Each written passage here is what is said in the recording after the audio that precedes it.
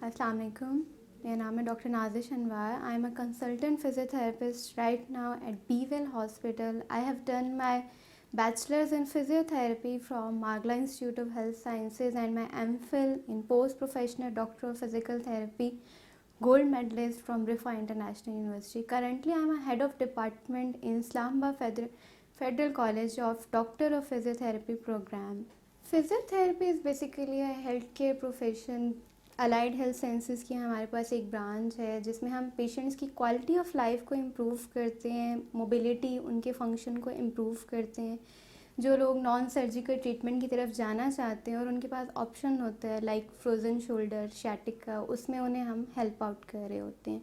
Cardiopulmonary में हम इसकी स्पेशलिटी है फिज़ियोथेरेपी की, न्यूरोमस्कुलर में है, मस्कुलोस्केलेटल, ऑर्थोपेडिक रिहैब से रिलेटेड है, या स्किन डिसऑर्डर्स या वूंड केयर मैनेजमेंट बच्चों की जो है हमारे पास है, या ओल्ड एज की जेरियाट्रिक पेशेंट्स की डीलिंग भी हम फिज़ियोथेरेपी में कर रहे होते हैं।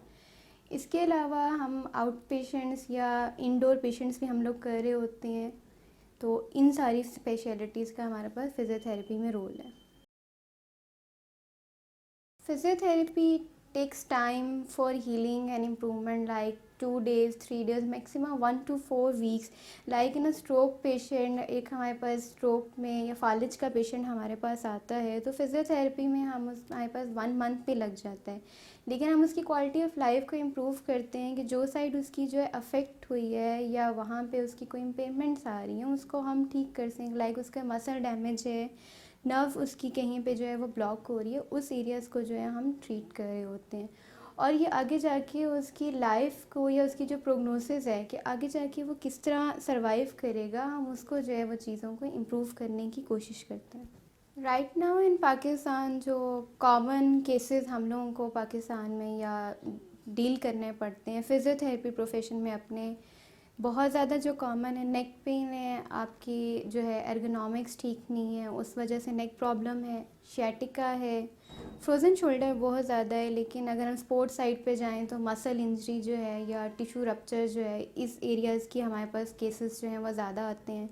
सीपी बच्चे जो हैं एबनॉर्मल, जो हमारे पास सेरेब्रल पाल्सी के केसेस आते हैं, बहुत ज़्यादा पॉपुलेशन उसकी पाकिस्तान में ज़्यादा है, तो उस केसेस के हमारे पास लोगों को हम ज़्यादा डील कर रहे होते हैं। इसके अलावा हमारे पास न्यूरोलॉजिकल केसेस हो सकते हैं, वुंड केयर के हैं जो हम हॉस्पिटल में, या आफ्टर बर्न पेशेंट्स जो हैं उनके स्कार मोबिलाइजेशन में भी जो है वो हमारे पास रोल जो है वो बहुत ज़्यादा है।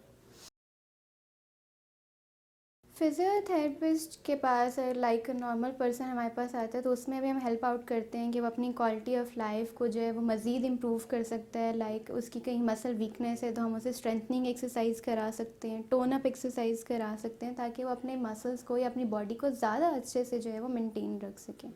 फ़िज़ियोथेरेपी आप ट्रीटमेंट ले रहे हैं तो उसके साथ साथ ये ज़रूरी है कि जो आपका डॉक्टर आपको हदायत बता रहा है, प्रिकॉशंस बता रहा है, उस पर आप प्रॉपर्ली अमल करें। Like in a neck pain, cervical pain होती है, हम पेशेंट्स को एडवाइस करते हैं कि बहुत ज़्यादा आपने हार्ड पिलो या हाई पिलो जो है वो यूज़ नहीं करना है, प्रॉपर नेक की पोजीशंस करनी है। तो ये चीज़ें भी आपकी साथ साथ ज़रूरी हैं। ट्रीटमेंट आपका अपनी जगह है, लेकिन जो आपको केयर बताई जा रही है, जो हदायत बताई जा रही हैं, अगर आप उस पर अमल करेंगे तो आपकी जो ट्रीटमेंट टाइम है वो आपका कम से कम होता जाएगा।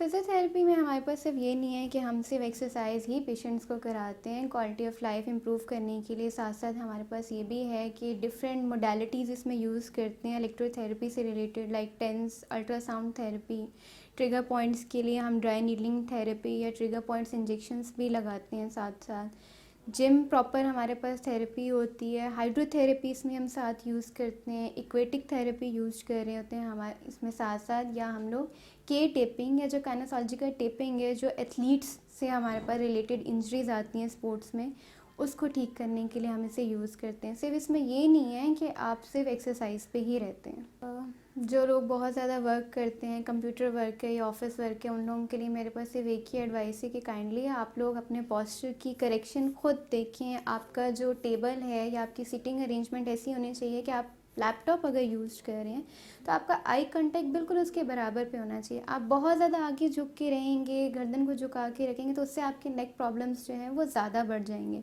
और अगर आप उसको बिल्कुल ध्यान नहीं देंगे तो वो आपका भी नेक प्रॉब्लम जो है वो बढ़ता रहेगा। अगर आप लोगों को ऐसी कोई प्रॉब्लम है, नेक पेन है, शोल्डर है, बैक इशू है, तो आप लोग उसको नज़रअंदाज ना करें, क्योंकि कुछ समटाइम्स ऐसा होता है कि हम नज़रअंदाज कर देते हैं, वो पेन हमारा बढ़ता जाता है। तो आई एडवाइस कि आप लोग जो है अपने जो कंसल्टेंट आपकी डॉक्टर्स हैं उनसे एक दफ़ा मशवरा ज़रूर करें और अपना रूटीन चेकअप जो है वो हर मंथ जो है वो करवा लिया करें।